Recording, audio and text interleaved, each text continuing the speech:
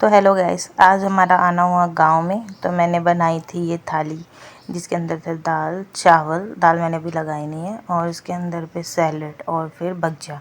ये हमारे घर की एमपी की एक स्पेशल रेसिपी होती है जो बहुत ही ज़रूरी होती है। अगर कुछ भी स्पेशल दिन होता है तो बनाना ज़रूरी। तो मैंने आज का खाना, मैं गांव में गई हूँ, मैंने बताया जैसे कि, तो मैंने आज का खाना चूल्हे में बनाया। मैंने बहुत ही कम चूल्हे में खाना बनाया है क्योंकि मुझे आता नहीं। तो मम्मी ने बोला कि सीखना पड़ता है, ज़रूरी है कभी कैसा काम आ जाए। तो सबसे पहले मैंने चूल्हा में ये कंडे लगाए, फिर उसके अंदर फिर लकड़ी लगाई और आग लगाना एकदम इसमें बहुत ही मुश्किल का काम होता है। वो सिंगड़ी फूकने वाला जो भी होता है ना, हम लोग वो कुछ भी यूज़ नहीं करते। तो मुझे अच्छे से लगानी नहीं आती। मम्मी लोग होती हैं, उनकी आदत हो जाती है तो वो जल्दी से एक बार में ही लगा देते। फिर मैंने दाल रखी, सबसे पहले उसमें पानी डाला और दाल डाली और फिर नमक हल्दी डाली इसके अंदर पे। उसको फिर थोड़ी देर के लिए अच्छे से चला दिया, मतलब हिलाया अच्छे से। फिर उसको पकाने रख दिया। फिर उसके बाद में दूध भी आ गया था। तो हम लोग दूध को जो पकाते हैं ना, वो भी एक अच्छा सा गांव में एक होल टाइप होता, गड्ढा होता, उसके अंदर पे पकाते। अब देखना, ये जो हमने बर्तन है उसके अंदर पे रख दिया, ये आग हम उसके अंदर पे डालेंगे और उसको पकाने के लिए छोड़ देंगे, ढक के रख देंगे। और फिर हमने सोचा थोड़ा चावल भी बनाने के लिए, तो चावल भी धो के मैंने रख दिए थे।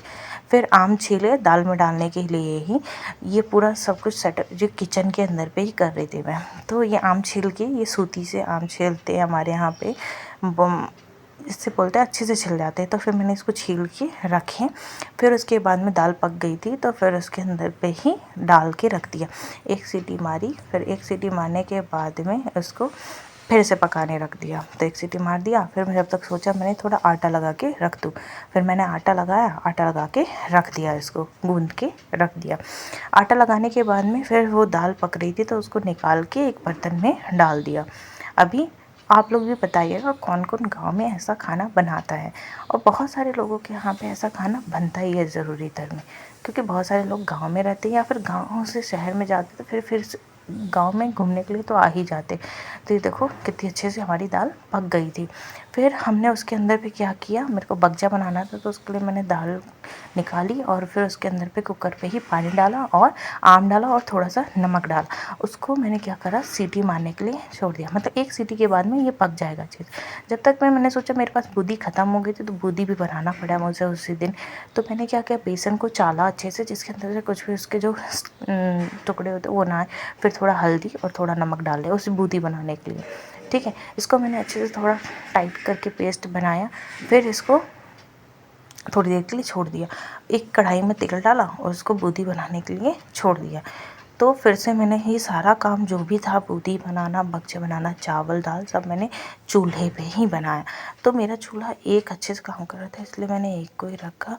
फिर इसके अंदर पे तेल डाल रखा था। तो देखो, इसको ऐसे करके देखा मैंने कि कितनी हो रखी है बेसन की कंसिस्टेंसी। ठीक है, तो इसके अंदर पर डाल के देखा तो तेल गर्म हो चुका था। फिर इसको छान दिया। छानने के बाद में थोड़ा मेरा कैमरा टिका हो गया था, तो इसको पकने दिया। पकने के बाद में इसको जल्दी से निकाल दिया। पहली बार में तो वो टाइट निकल रहा था, फिर अच्छे से निकल गया। ये देखो मेरी बूंदी बन के तैयार हो गई। फिर उसको मैंने साइड में करके रखा, जो थोड़ा सा मोटे पीस हो गए थे एक दो, तो उसको बाहर निकाल के रख दिया। और फिर ऐसे ही में इतने में चावल जो हमने धो के रखा था उसको पकाने रख दिया। फिर आग थोड़ी कम हो गई थी तो फिर मैंने और कंडे लगाए। और उसके बाद में ही आम भी हमारे पक चुके थे तो उसको निकाल रहे थे। तो उसको थोड़ी ठंडा होने के बाद में उसको हमने अच्छे से छील के अच्छे से इसका गूजा जो होता है वो निकाल लिया। ठीक है, और जो भी उस छिलके में है उसको भी चम्मच से निकाल लो उसको अच्छे से। और फिर और पानी भी इसके अंदर पे ऐड कर दो। देखो ऐसे करते हैं। ये थोड़ा सा आपको अनहाइजीनिक लग रहा होगा, लेकिन ये बहुत ही ईजी तरीका करते। गुड़ लिया, शक्कर लिया, जीरा लिया और पिसा हुआ जीरा भी डाला। तो हल्का सा जीरा डाल के फिर इसके अंदर पे धीरे धीरे सब कुछ डाली जाती है। तो देखो हल्का सा जीरा डाल के मैंने दिखाया है कि भुना हुआ जीरा बहुत ही टेस्ट अच्छा कर देता है। ऐसे गुड़ का पेस्ट करके रख दिया। अब फिर से मैंने कढ़ाई ली, उसके अंदर पे थोड़ा सा तेल डालेंगे क्योंकि जीरा का जितना फ्राई हो जाए, ज़्यादा नहीं। सरसों का तेल डाला। फिर उसके अंदर पे हमने हल्का, देखो हमारी आग कितनी कम हो गई। तो फिर से मैं आग लगाने लग गई थी, है ना।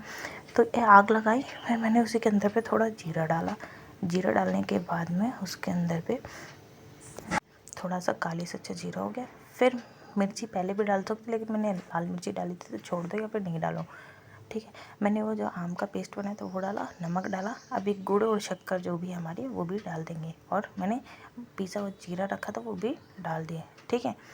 ये डालने के बाद में देखना इसका कलर थोड़ा चेंज होने लगता है, क्योंकि गुड़ डाला, जैगरी जिसको बोलते हैं, वो थोड़ा कलर अलग कर देता है। फिर बूंदी डाल दी, उसको अच्छे से चला दिया और थोड़ी देर के लिए इसको छोड़ दिया। फिर उसको पकने के बाद में अच्छे से निकाल लिया। अब उसको क्या करा, हमने एक बर्तन में कन्वर्ट करके रख दिया। ऐसे फिर रोटी भी बना ली थी। रोटी के लिए जो हमने आटा लगाया था वो भी मैंने, ये हमारे खाने की तैयारी बन गई। ऐसे ही आप बताइएगा कि आप लोग यहाँ पे कैसा खाना बनाया जाता है। ऐसे ही अगर कुछ अच्छा बनाने का मन कर रहा हो किसी भी दिन, और किस किस के यहाँ पे ये बगजा बनता है, ज़रूर कर कमेंट करके बताइएगा। टिल देन आप भी ये सब कुछ बनाइए। Bye bye, see you all, Radhe Radhe.